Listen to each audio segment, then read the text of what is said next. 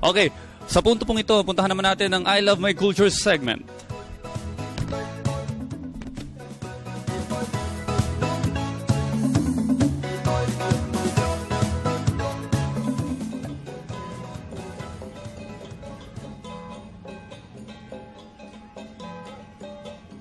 Umakyat ng Baguio ang grupo ng I Love My Culture upang saksiyan ang pagdiriwang ng ating indigenous groups ngayong Oktubre hanggang Nobyembre sa pagsi-celebrate ng kanilang tradisyonal na kultura at pamana sa pagdiriwang ng National Indigenous Peoples Month.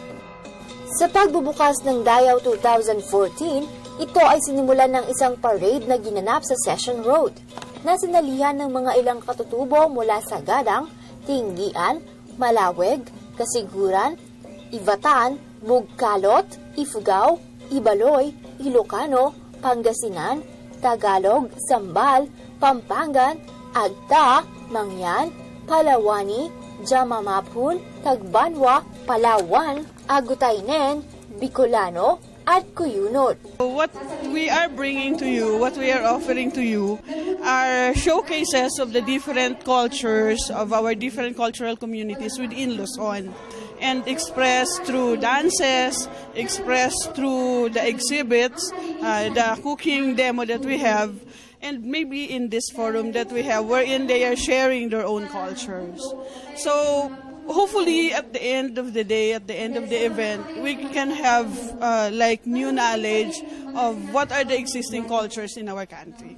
Dayaw, the Indigenous Peoples Festival, ay taunang ginaganap sa pamamagitan ng NCCA o National Commission for Culture and the Arts. Ito ay pag-showcase ng mga indigenous traditional cuisines, games, rituals, dances, songs, practices and crafts na unti-unting naglalaho. Ito ay nagsisilbing venue para sa iba't ibang indigenous groups na makipag-ugnay sa bawat isa upang matuto mula sa isa't isa at maipahayag ang kanilang mga pananaw sa mga issue patungkol sa kanila.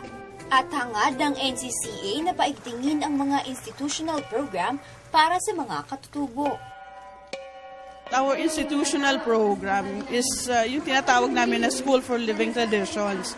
This is a program where we identify the masters of certain crafts like mat weaving, textile weaving, and all the other traditions that we have that are already dying because the masters are already getting old. Yeah.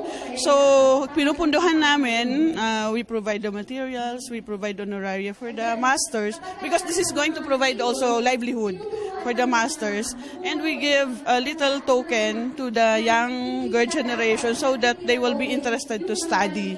So right now we have more than 300 schools for living traditions all over the country. Now, in the different forms, in performing arts, in crafts, and in other areas. The other aspect is the product. We provide venue by which they can sell the products. So like in any of the events of the NCCA, we allow them to have display like what we have outside that they can sell. Also, we are trying to connect with the SM malls and connect with the Kultura. If we can, they can be a venue also by which we can sell the product of the School for Living Traditions. No? So we are trying to help them build again their tradition and try to build up markets for the products that they're producing out of this and give them little capital by providing some grants for them to buy the materials. That is why what we wanted to do is make them proud of what they have, of their textiles, of their clothing, so that they would be proud in using them, even not in the festival, even in ordinary undertaking. Yeah, so it's really giving them the opportunity to be appreciated. The best, I guess, is really patronizing the products of the indigenous people so that we can encourage them to continue to live them. Ang tema ng Dayaw 2014 ay Katutubong Filipino para sa Kalikasan at Kapayapaan, or Indigenous Filipino for the Environment and Peace. Layunin nito na bigyang diin ang mga epekto ng kapaligiran at mga salungatan sa mga katutubong mamamayan.